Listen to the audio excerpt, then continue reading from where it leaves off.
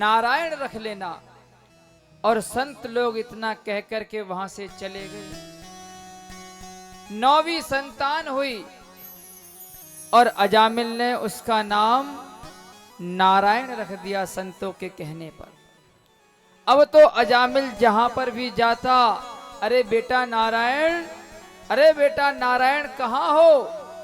घर में घुसता तो नारायण नारायण, घर से बाहर जाता कि नारायण ने कुछ खाया कि नहीं खाया। और जब खाना खाने बैठता तो उस समय में, अरे बेटा नारायण आओ मेरे साथ बैठ करके खाना खाओ। अब तो क्या था, सुखदेव महामुनि राजा परीक्षित से कहते हैं, हे राजन देखो संतों ने भगवान के भजन की कैसी युक्ति निकाली। क्योंकि रामायण की चौपाई है, भाव कुभाव अनख आलस होना, भाव आलस हो, भाव कुभाव अनख आलस हो, भाव को भाव आलस हो।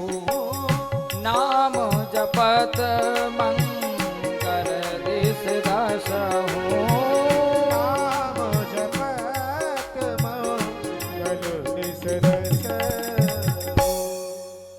कि भाव से लो भगवान का नाम, कुभाव से लो, जाने में लो अनजाने में लो। नाम का अर्थ क्या है, कल्याण करना।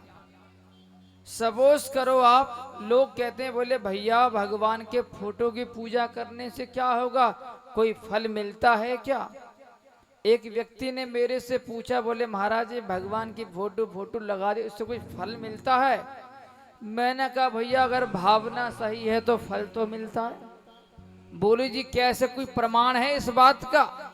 मैंने कहा हाँ श्रीमान प्रमाण है। मैंने कहा आपका फोटो है।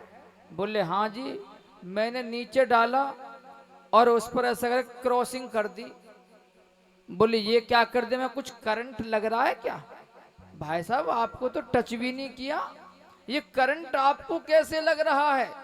जब आपको करंट लग सकता है तो कोई व्यक्ति अगर पूजा करेगा भगवान के चित्रपट की तो क्या उनको करंट नहीं लगेगा। बोलो जय श्री कृष्ण। हैं ये लाइट जल रही है इस प्रांगण में, टेंट में, आप जान के छुओ अनजाने में छुओ, इसका काम है करंट लगाना। आप प्रणाम करके छुओगे तो ये नहीं कि आपको माफ कर देगी, आपने हमको प्रणाम किया था तो करंट लगाएगी, और अनजाने में छुओगे तब भी करंट लगेगा। इसी प्रकार से भगवान का नाम चाहे भाव से लो या कुभाव से लो, जाने में लो अनजाने में लो, उसका काम है व्यक्ति का कल्याण करना, और व्यक्ति का कल्याण कर देता है। सुखदेव महामुनि कहते हैं, हे राजन जिस समय अजामिल की मृत्यु का समय सुनिश्चित हुआ तो उसका बेटा उससे थोड़ी दूर खेल रहा था। अब देखो जो यम के जो दूत होते हैं मरने वाले व्यक्ति को ही दिखाई पड़ते हैं, हमको दिखाई नहीं पड़ेंगे। व्यक्ति का कंठ अवरुद्ध हो जाता है, बोल नहीं पाता, कंठे घुरघुरायते घुर्र घुर्र करता है। उस समय इतना कष्ट होता है कि अगर 2000 बिच्छू एक साथ डंक मारे उतनी वेदना मरने वाले व्यक्ति को होती जिस समय उसके प्राण शरीर से निकलते हैं। अब जैसे इसने यम के दूतों को देखा तो इसने आवाज लगाई कि दूरे क्रीडन का सक्तम पुत्रम नारायणाभयम प्लावितेन सरोणो चैराजुहाव कुलेन्द्रिया। रे बेटा नारायण बचाओ नारायण बचाओ नारायण बचाओ। जब इसने हृदय से आवाज लगाई है, ये आवाज ब्रह्मलोक में गई और वहां से मेरे नारायण प्रभु के दूत उपस्थित हो गए, प्रकट हो गए। उसी वक्त भगवान ने कहा, बोले भैया लोग बाग हमें मुंह से बुलाएं तो हम प्रकट हो जाते हैं, इतने हृदय से इतनी करुणा से हमको आवाज कौन लगा रहा है। नारायण के दूत प्रकट हो गए। अब अजामिल अपनी आंखों से दोनों दृश्यों को देख रहे हैं। अब दोनों में झगड़ा हो गया। बोले भैया ये हमारा मुजरिम है, हमारे स्वामी ने आदेश किया इसको पकड़ करके लाओ। नारायण के दूतों ने कहा, बोले भैया तुम्हारा कस्टमर था, क्लाइंट था, लेकिन अब तुम्हारा नहीं रहा, अब ये हमारा हो गया। तुमने सुना नहीं इसने कितने उच्च स्वर में स्पष्ट शब्दों में नारायण नारायण पुकारा है। यमदूतों ने कहा, बोले महाराज पागल मत बनो, इसने तुम्हारे स्वामी को नहीं बुलाया तो किसको बुलाया? बोले अपने बेटे को पुकार रहा है। नारायण प्रभु के दूतों ने कहा, बोले भैया इसके बेटे का नाम नारायण कब से पड़ा? साल 2-4 साल से, लेकिन तुमने सुना नहीं? वेदो नारायण साक्षात, वेद साक्षात नारायण है, अनादि काल से हमारे प्रभु का नाम नारायण है। अरे कोई धोखे से उनका नाम लेता है तो उन्हें उनका धाम मिलता है, इसने तो स्पष्ट रूप से पुकारा है, इसलिए चले जाओ यहां से। अब तो क्या था, दोनों में झगड़ा हो गया और मेरे नारायण प्रभु के पार्षदों ने ठुकाई पिटाई करके यम के दूतों को भगा दिया और यम दूतों ने जाकर के पास फेंक दिया। बोले महाराज तुम्हारी नौकरी नहीं करने वाले हम। यमराज ने कहा, क्यों क्या हुआ? बोले महाराज ठुकाई पिटाई हो गई। यमराज ने पूछा, भाई तुमने क्या कर दिया जो तुम्हारी ठुकाई पिटाई हो गई? अब तो यमदूत बोले, महाराज पहले ये बताओ कि नारायण नाम की बला है क्या?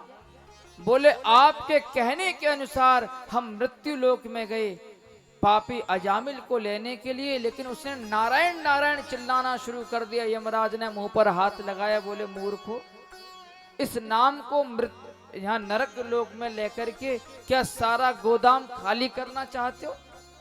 अरे दुष्टों को दंड देने के लिए है। अब यहाँ पर दुष्टों को दंड देना है, इसलिए जोर से मत चिल्लाओ। अब तो क्या था, पूछा महाराज ये बताओ नारायण है कौन?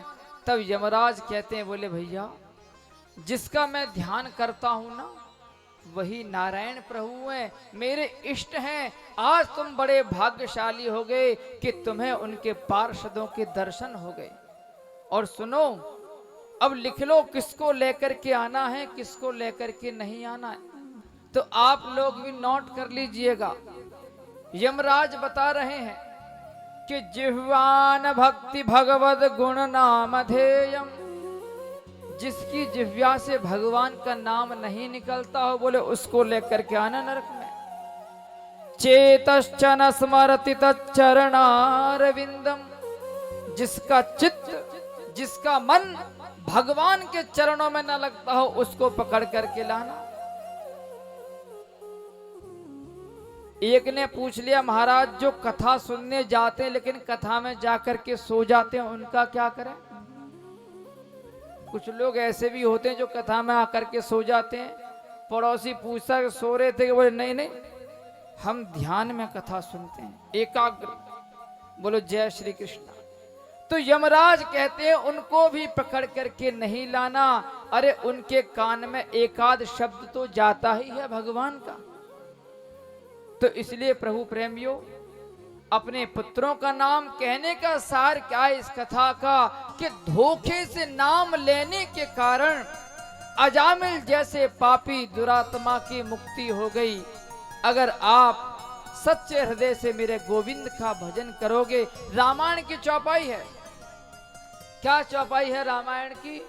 जन्म जन्म मुनि जतन कराही, जन्म जन्म मुनि जतन कराई, जन्म जन्म मुनि यतन कराही, जन्म जन्म मुनि जतन कराई। अंत रामो कही आवत नाही, अंत राम कहे आवत नाही। कि जन्म जन्मांतर मुनिजन प्रयत्न करते हैं राम राम राम राम राम, लेकिन अंत राम कहीं आवत नाही। अंतिम समय राम का नाम उनकी जिह्वा से निकलता नहीं है, क्योंकि मरने वाले व्यक्तियों को मैंने बड़ी नजदीकियों से देखा, 2-4 लोगों को जब कोई व्यक्ति मरणासन्न हो जाता है, डॉक्टर लोग कह देते हैं, बोले भैया घर में जाके सेवा कर लो, तब रिश्तेदारों का जो रिलेटिव होते हैं उनका तांता लगता है आने का। और वो जानते हो क्या कहते हैं? बोले हमको पहचान रहे हो नाना? नाना कहते हैं नाना मैं नहीं पहचान रहा। बोले अगर पहचान रहे हो तो पलक मार दो, तो वो पलक मार देते हैं, हाँ पहचान लिया पहचान लिया। फिर दूसरी आती है, पिताजी मुझको पहचाना। अब पिताजी का पता ही नहीं है कौन सी दुनिया। बोले अगर पहचाने तो उंगली हिला दो, बोल तो सकते नहीं है। अब कहने का सार ये है कि अगर व्यक्ति भगवान का ध्यान भी लगाना चाहे तो इस संसार के लोग उसको ध्यान लगने नहीं देते हैं, छोड़ते नहीं हैं। और फिर बाद में लोग बाग क्या कहते हैं? बोले भैया अपने बाबा पे गया है, शकल अपने अम्मा पे गई है इसकी पोती की। अरे अम्मा पर शकल नहीं गई है, अम्मा जी ही बनकर के आई है पोती के रूप में। क्योंकि शास्त्रों का कथन है अंते यागति सामति, मरते समय व्यक्ति जिस चीज का चिंतन करेगा उस योनि में उसे जाना पड़ेगा, इसमें कोई संदेह नहीं है। तो इसलिए भैया व्यक्ति जिस चीज का चिंतन करोगे, जब क्योंकि मरते समय कौन याद आता है? बच्चे पोते नाती नातिन ये सब याद आते हैं। जब आप इनका नाम भगवान से संबंधित रख दोगे तो मरते समय वही याद आएंगे, तो आपके मुख से भगवान का नाम तो निकल ही जाएगा। बोलो जय श्री कृष्ण। तो इन कथाओं से यही सब सीखने को हमें प्राप्त होता है कि जाने अनजाने में सही, लेकिन भगवान का नाम हमारे मुख से निकलना चाहिए, जिससे कि जीव का कल्याण हो जाए। सुखदेव जी कहते हे राजन, ये कथा मुझे अगस्त मुनि ने श्रवण कराई थी, नाम की महिमा का वर्णन तो मैंने तुम्हें श्रवण करा दिया। लकड़ी का कितना भी बड़ा पहाड़ क्यों ना हो, एक छोटी सी तिल्ली माचिस की पूरे पहाड़ को, लकड़ियों के पहाड़ को राख में परिवर्तित कर देती है। पापों का कितना भी बड़ा पहाड़ क्यों ना हो, भगवान नाम, एक भगवान नाम सारे पापों को विनष्ट कर देता है। लेकिन शर्त एक है कि दोबारा पाप नहीं होना चाहिए, कि जिसके मुख से अंत राम कहीं आवत नहीं। अगर मरते समय राम इतना कहकर के प्राण निकल गए, पाप प्रवेश होगा नहीं तो आवत नहीं, तो आने जाने का सारा प्रपंच ही छूट जाता है। पुनरपि जननम पुनरपि मरणम पुनरपि जननी जठरे शयनम, बार बार जन्म लेना बार बार मरना, ये सारा प्रपंच छूट जाता है और उसको पवर की प्राप्ति होती है। मोक्ष का मतलब पता, मोक्ष किसको कहते हैं? मोक्ष का मतलब है पवर्ग। पाफा बाभा मारहित सो अपवर्ग कहा है। ये पवर्ग क्या है? पा माने पतन नहीं होता है मोक्ष में जाने के बाद में, फा माने फल की इच्छा नहीं होती है, बा माने बंधन नहीं होता है, भा माने भय नहीं होता है, और मा माने मृत्यु नहीं होती है मोक्ष में जाने के बाद में। तो ये है अपवर्ग का मतलब। बोलो जय श्री कृष्णा। और इस प्रकार से बड़ी सुंदर श्री सुखदेव महामुनि ने राजा परीक्षित को कथा का श्रवण कराया है। आइएगा कथा में प्रवेश करते हैं आगे की ओर। कथा तो आपकी समझ में आ रही है ना, सरल भाषा में सुना रहा हूं, ज्यादा कठिन भाषा में सुना नहीं रहा हूं, क्योंकि ज्यादा कठिन भाषा में आपकी समझ में आएगी नहीं। तो सरल भाषा में कथा चलती रहे तो अच्छा लगता है। बोलो जय श्री कृष्ण। कल जैसे कि मैंने आपको बताया था, भगवान वराह ने भूदेवी का उद्धार किया और हिरण्याक्ष दानव का वध किया। लेकिन उसका जो बड़ा भाई था हिरण्यकशिपु, उसने प्रतिज्ञा कर ली कि जब तक मैं नारायण के रक्त से अपने भाई को तिलांजलि नहीं दे दूंगा, तर्पण नहीं कर दूंगा नारायण के रक्त से, तब तक शांत नहीं बैठूंगा। ऐसी तपस्या करी मन में। और उसके बाद वह तपस्या करने के लिए सतेपे मंदराद्रोण्याम तपः परम दारुणम ऊर्ध्व बाहु नभो दृष्टि पादांगुष्ठ श्रुतावनि। तपस्या करने के लिए जाने लगा और वहीं रास्ते में एक तोता मिल गया। तोता, अब तोते ने नारायण नारायण कहना शुरू कर दिया, घर पर वापस आ गया। पत्नी ने पूछा, कयाधु नाम है इनकी पत्नी का। पूछा, महाराज क्या हुआ, आप तो तपस्या करने के लिए गए थे। बोले, देवी क्या बताएं, एक तोता मिल गया, शत्रु का नाम ले रहा था। अच्छा महाराज क्या नाम ले रहा था। बोले, देवी नाम क्या ले रहा था, नारायण नारायण कर रहा था। अब देखो इनको कहते हैं धर्म पत्नी। पत्नी ने सोचा ये नारायण से वैर करते हैं, कम से कम कुछ तो भगवान नाम इनके मुख से निकलवा दूं। पत्नी जल का गिलास लेकर के आई। पूछा, महाराज वो तोता क्या कह रहा था। हिरण्यकशिपु बोला, देवी कितने बार बताऊं, नारायण नारायण कह रहा था। अरे अच्छा अच्छा ठीक है महाराज। फिर भोजन का थाल लेकर गई, फिर पूछ लिया। बोले, महाराज तोता क्या कह रहा था, मैं तो भूल गई। अरे देवी कुछ नहीं कह रहा था, नारायण नारायण कह रहा था। अब तो नारायण नारायण कहकर के पूरी 108 की माला करवा दी माता कयाधु ने। इसलिए तो इनको धर्म पत्नी बोलते हैं। धार्मिक कार्यों में सबसे आगे रहती हैं माता जी। अब हमारी ठकुराइन माता जी को देख लो, ठाकुर साहब पीछे रह जाते हैं ऑफिस में, माता जी सबका तिलक करके कथा सुनने बैठ जाती हैं। बोलो जय श्री कृष्ण। ठाकुर साहब बोले कि अरे भाई हमें तो आजान दिया करो, ये सब जगह आगे तुम ही रहोगी। बोलो जय श्री कृष्णा। और इस प्रकार से अगले दिन हिरण्यकशिपु तपस्या करने के लिए मंदराचल पर्वत पर चले गए और पैर के अंगूठे पर खड़े होकर के दोनों भुजाएं आकाश में करके इसने भगवान ब्रह्मदेव की आराधना शुरू कर दी। ब्रह्मणे नमः ब्रह्मणे नमः। और इसने अनेक वर्षों तक तप किया। और जब अनेक वर्षों तक तप किया इस हिरण्यकशिपु ने, और महाराज तप करने के बाद इसके शरीर से प्रकाश पुंज निकलने लगा, जिससे आकाश मंडल भी जलने लगा। आकाश मंडल का तेज विहीन होने लगा, देवताओं का तेज। उसी समय देवता लोग ब्रह्मा जी की शरण में आए। बोले, महाराज ये हमारा तेज नष्ट क्यों हो रहा है, हमारा तेज गायब हो रहा है। उसी समय ब्रह्मा जी महाराज ने ध्यान लगाया और ध्यान लगा करके कहा, ऋषियों अरे देवताओं, इस समय कश्यप नंदन हिरण्यकशिपु तपस्या कर रहा है, लगता है उसे दर्शन देना पड़ेगा। उसी समय ब्रह्मा जी आ गए। अब ब्रह्मा जी महाराज ने देखा कि तपस्या करने वाला हिरण्यकशिपु दिखाई नहीं पड़ रहा, कि हिरण्यकशिपु है कहां पर। ना ददर्श प्रतिच्छिन्नम बलमी कत्रण कीच कही।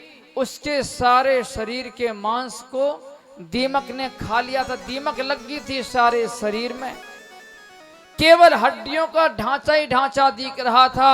ब्रह्मा जी ने कमंडलों में से जल निकाला और मंत्र पढ़ के जैसे मारा है, सारी दीमक हट गई। ब्रह्मा जी बोले, उत्तिष्ठ उत्तिष्ठ भद्रम ते तपः सिद्धोऽसि काश्यपा, वरदो हमनुप्राप्तो व्रियतामीप्सितो वरः।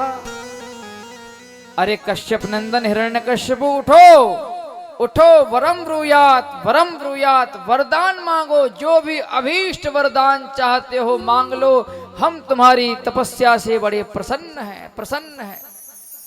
हिरण्यकशिपु उठा, प्रणाम किया ब्रह्मदेव को। ब्रह्मदेव प्रणाम। ब्रह्मा जी बोले, वरम ब्रूयात, वर मांगो, क्या वरदान चाहते हो। हिरण्यकशिपु बोला, महाराज मुझे अजर अमर कर दीजिए, कि मैं किसी के हाथों से न मारा जाऊं। ब्रह्मा जी बोले, भैया अजर अमर कर दें। बोले, अजर अमर तो हम भी नहीं है, हम तुम्हें कहां से आशीर्वाद दे दे अमरता का। रोने लगा, बोले महाराज मेरी तो तपस्या बेकार चली गई। ब्रह्मा जी बोले सुन भैया, इसके बदले में तुम अनेक वरदान मांग सकते हो, जितने तुम्हें वरदान चाहिए। अच्छा महाराज मांग लूं? ब्रह्मा जी बोले मांग ले। अब तो इसने वरदानों की झड़ी लगा दी। बोले महाराज मुझे वरदान दो कि मैं आपके द्वारा बनाई हुई सृष्टि के किसी भी प्राणी के द्वारा ना मारा जाऊं। ब्रह्मा जी बोले तथास्तु, और मांग। बोले महाराज मुझे वरदान दो कि मैं 12 महीने में से किसी भी महीने में ना मरूं। ब्रह्मा जी बोले दे दिया, और मांग ले। बोले महाराज न मैं अस्त्र से मरूं न शस्त्र से मरूं। ब्रह्मा जी बोले दे दिया, और बता। कहने लगा महाराज मुझे दो, न मैं दिन में मरूं न रात में मरूं। ब्रह्मा जी बोले दे दिया, और मांग। बोले महाराज न मैं नीचे मरूं न ऊपर मरूं। ब्रह्मा जी बोले दे दिया, और बता। बोले महाराज सुनो, ना मैं किसी जानवर से मरूं और ना किसी मनुष्य से मरूं। ब्रह्मा जी बोले ये भी दे दिया, और बता। बोले महाराज मुझे और वरदान दो कि मैं सृष्टि के किसी भी प्राणी के द्वारा न अस्त्र से न शस्त्र से मरूं। बोले ठीक है भाई, न तू अस्त्र से मरेगा न शस्त्र से मरेगा, और बता क्या चाहिए। बोला बस और कुछ नहीं चाहिए। हंसने लगा। बोले अब तो मैं अजर अमर हो ही गया। ब्रह्मा जी बोले सुन, भूतेभ्यः सत्वसृष्ट्यो मृत्युर्मा भून् मम प्रभो। अरे कश्यप नंदन, यद्यपि ये वरदान दुर्लभ नहीं अति दुर्लभ वरदान है, लेकिन तेरी तपस्या भी कोई आसान नहीं है, इसलिए मैं तुम्हें सारे वरदान देता हूं। लेकिन एक और बात बता दूं कि तुझे नारायण मारने का कोई ना कोई उपाय खोज ही लेंगे, इसलिए सावधान रहना और जाकर के अपनी तपस्या का उपभोग कर। अब तो क्या था, इसने देवताओं को बंदी बना लिया। इतनी शक्ति इसके अंदर आ गई कि इसका मुकाबला कोई कर नहीं पा रहा था। सारे के सारे देवता इसके बंदी बन गए। और तो और इंद्र से कहता चल भाई झाड़ू लगा, इंद्राणी से कहता पोंछा लगाओ। अब तो क्या था, सभी देवी देवता भगवान नारायण से प्रार्थना करते, हे प्रभु इस दुष्ट की गुलामी कब तक करनी पड़ेगी। मेरे नारायण प्रभु कहते हैं जब तक मेरे भक्त को परेशान नहीं करेगा। और यह तपस्या का फल भोग रहा है। अब तो क्या था, इनके यहाँ पर 4 पुत्र हो गए, राध, अनुराध, सहराद और प्रहलाद। प्रहलाद सबसे छोटे हैं और बड़े भक्त हैं नारायण प्रभु के। इसने एक विद्यालय खोल दिया जिसका नाम है संडामर्क विश्वविद्यालय, जिसके आचार्य हैं हिरण्यकश्यपु दानव विश्वविद्यालय। उसी विद्यालय में अपने पुत्र प्रहलाद को पढ़ाने के लिए भेज दिया। अब तो क्या था, प्रहलाद जी पढ़ कर के आए। माता कयाधु ने बड़ा सुंदर श्रृंगार किया और कहा बेटा जा पिताजी को जरा चुम्मा करके आ। प्रहलाद जी आए, पिताजी की गोदी में चढ़ गए। पिताजी ने सर पर हाथ फेरा, बोले बेटा तुमने क्या सीखा है गुरुकुल में। प्रहलाद जी बोले पिताजी हमने सीखा है कि सारी दुनिया अंधकूप है, केवल एक ही सार है। बोले भगवान नारायण का भजन करना चाहिए हर जीव को, उसके बिना कल्याण संभव नहीं है। हिरण्यकश्यपु ने विचार किया, बोले बच्चे तो वही बोलते हैं जो सिखाया जाता है। बोले बेटा एक काम करो, अपने गुरुजी को भेज दो, बोलना पिताजी याद कर रहे हैं। अब तो प्रहलाद जी गए, बोले गुरुजी गुरुजी पिताजी याद कर रहे हैं आपको। अब तो क्या था, संडामर्क आ गए, बोले महाराज की जय हो, कहिए महाराज क्या आदेश है। हिरण्यकश्यपु बोला मूर्खो ये बताओ तुम मेरे बच्चे को क्या पढ़ा रहे हो हैं? मेरा बच्चा मुझसे कहता है कि भाई ये सब अंधकूप है दुनिया, सारा विश्व प्रपंच, भगवान नारायण की भक्ति करो, यही सिखाने के लिए भेजा है। और मेरे शत्रु का पाठ पढ़ाते हो, अन्न खा रहे हो मेरा और पाठ पढ़ा रहे हो मेरे शत्रु का। संडामर्क जी बोले महाराज सौगंध खाते हैं आपके चरणों की, हमने तो वही पढ़ाया जो आपने विद्या निर्धारित की है। अब देखो, गुरुजी में और मास्टर जी में फर्क होता है। जो सरकारी स्कूल होते हैं उनमें होते हैं मास्टर जी, और जो गुरुकुल होते हैं उनमें होते हैं गुरुजी। बोलो जय श्री कृष्णा। अब गुरुजी ने, अब देखो सरकार के नियम में पढ़ रहा था, देखो हमारी शशि माता जी का हमारे ऊपर एक बहुत बड़ा एहसान है। बता दूं क्या एहसान है? कि अभी जो हमने RTJCO का जो टेस्ट क्वालिफाई किया है आर्मी में, JCO कमीशन ऑफिसर का, धर्म शिक्षक का, तो मैं अब थोड़ी बहुत नॉलेज हो गई है पढ़ाई लिखाई की उसमें। नहीं, मैं तो अनभिज्ञ आदमी, संस्कृत पढ़ने वाला।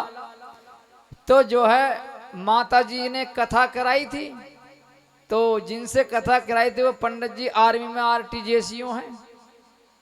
तो माता जी ने उनके विषय में मेरे को बताया। मैंने कहा माता जी डिग्रियां तो मेरे पास भी रखी हुई हैं वो वाली। तो मैंने भी फार्म भर दिया। तो भैया मैं पढ़ रहा था कि सरकारी नियम है कि कोई भी धार्मिक शिक्षा सरकारी स्कूलों में नहीं पढ़ाई जाएगी। ये उसके विरुद्ध मानते हैं शायद, कि अब सरकार के नियम क्या होते हैं। बोले गा माने गणेश पढ़ाना बंद करो, गा माने गधा हैं, P for parrot, C for cat हैं, R फॉर रेबिट, ये सब पढ़ाए जाते हैं बच्चों को। अब गणेश पढ़ाओगे तो जो है क्या नाम है, धर्म का प्रचार हो सकता है किसी धर्म का। B फॉर भगवान पढ़ा दोगे तो दिक्कत हो जाएगी लोगों को। अब संडा मार्ग जो पढ़ा रहे हैं हिरण्यकशिपु दानव विश्वविद्यालय, उन्होंने कहा भैया ये धार्मिक प्रचार ना करो। यहाँ पर जो हमने शिक्षा निर्धारित करी है, कूटनीति, राजनीति, षड्यंत्र, छल कपट, ये सब कैसे करना है, ये सब पढ़ाओ, इनको धर्म मत सिखाओ। बोलो जय श्री कृष्णा। अब तो क्या था, दोबारा से पुनः विद्यालय में भेज दिया गया।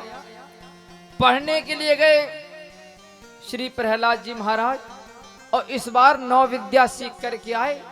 पिताजी ने फिर पूछा बेटा तुमने क्या शिक्षा ग्रहण करी है? प्रहलाद जी बोले पिताजी हमने 9 प्रकार की विद्या सीख ली। हिरण्यकशिपु ने सोचा लगता है 9 प्रकार के छल कपट ये सारी विद्याएं सीख कर क्या? अच्छा बेटा क्या 9 विद्याएं सीखी हैं? प्रहलाद जी बता रहे नवधा भक्ति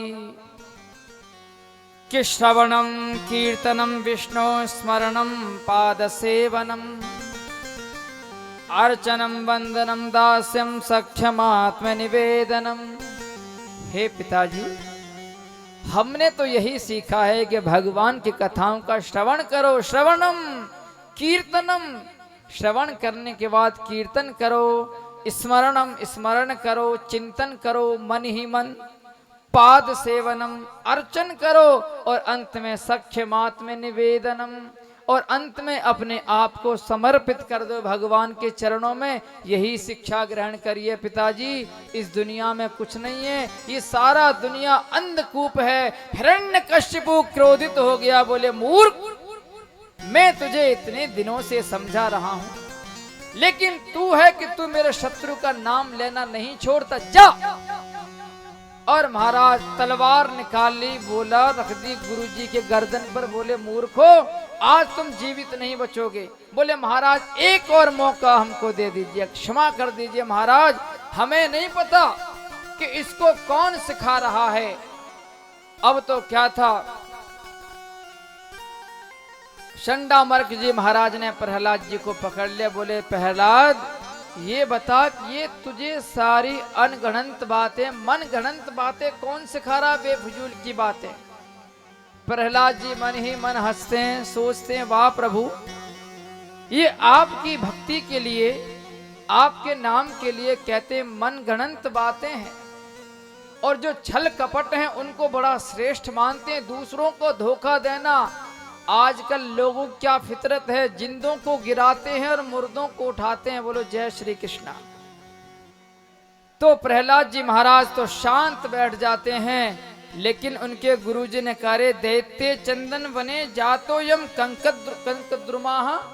अरे प्रहलाद तू हमारे चंदन जैसे वन में कांटे का पौधा कहां से उत्पन्न हो गया रे? हैं? अच्छा एक बात बता बेटा प्रहलाद, ये सारी बातें तुझे कौन सिखाता है? वत्स प्रहलाद भद्रम ते सत्यम कथय मामृषा। बेटा तू सही सही बता, तेरी बुद्धि को कौन बिगाड़ रहा है? और जो पाठ हम तुझे पढ़ाते हैं वो बात तो तू अपने पिताजी को बताता नहीं है। प्रहलाद जी बोले, गुरुदेव मैं तो वही बताता हूं जिसमें पिताजी का कल्याण हो, लेकिन पिताजी हैं कि सुनना ही नहीं चाहते उस बात को जो मैं बताना चाहता हूं। अब तो क्या था, संडामर्क जी महाराज आगे बोले, महाराज नमत प्रणीतम न पर प्रणीतम। बोले महाराज ना तो हमने इसको पढ़ाया है ना कोई और इसको पढ़ा रहा, ये तो पढ़ा पढ़ाया आया है गर्भ से। क्योंकि जिस समय हिरण्यकश्यपु तपस्या करने गए थे उसी समय देवराज इंद्र माता कयाधु का हरण करके ले गए थे, उनका वध करना चाहते थे। नारद जी ने हाथ पकड़ लिया, बोले अरे देवराज ये तुम क्या कर रहे हो, इसका वध करना चाहते हो? देवराज इंद्र ने कहा, बोले नारद जी इसके पेट से दुष्ट संतान जन्म लेगी। नारद जी ने कहा ये तुमने कैसे सोच लिया? नारद जी माता कयाधु को अपने आश्रम में लेकर के आ गए और वरदान दिया, देवी जब तक तुम नहीं चाहोगी तुम्हारा पुत्र जन्म नहीं लेगा। सत्संग किया तो ना प्रहलाद जी महाराज तो जन्म से ही सीखे सिखाए।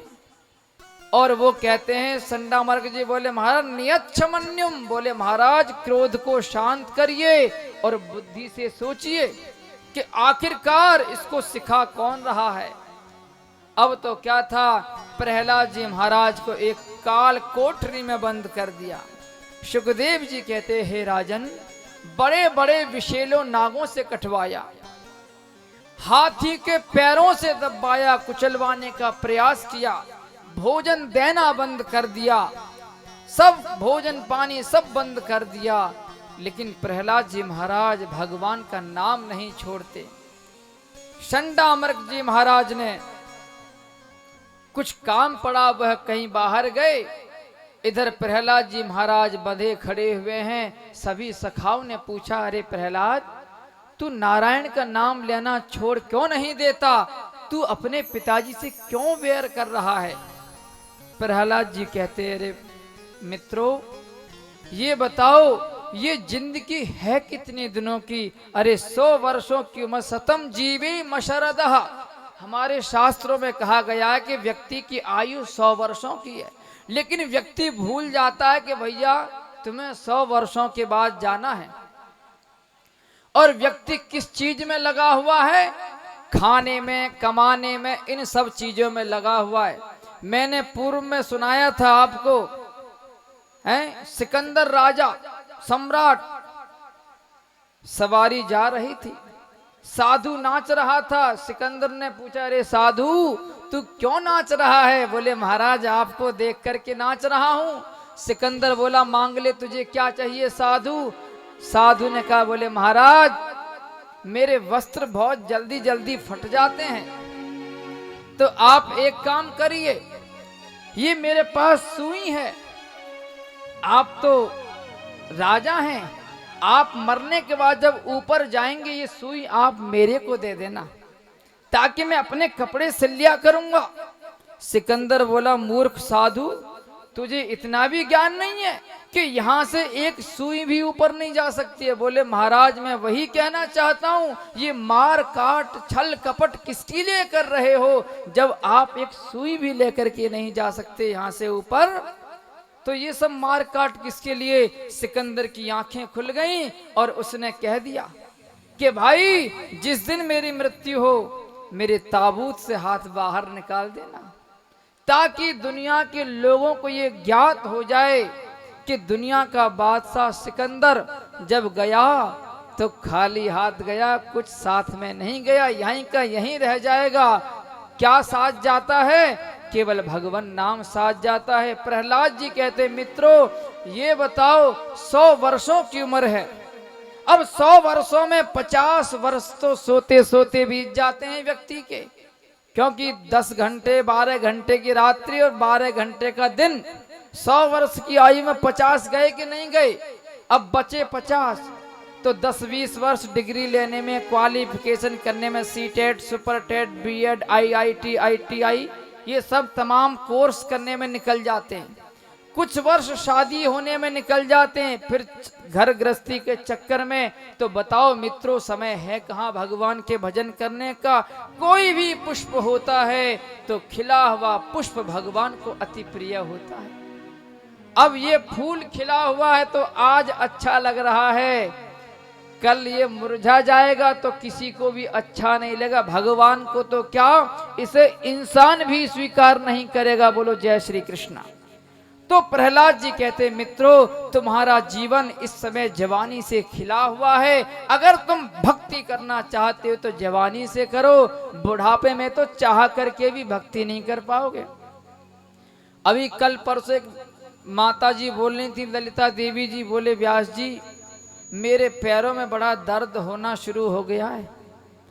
पहले तो मैं नृत्य कर लिया करती थी, थोड़ा बहुत परिक्रमा लगा लिया करती थी व्यासपीठ की, अब तो मेरे पे चला भी नहीं जाता। तो भैया बुढ़ापे में तो चाह करके भी व्यक्ति भजन नहीं कर सकता है।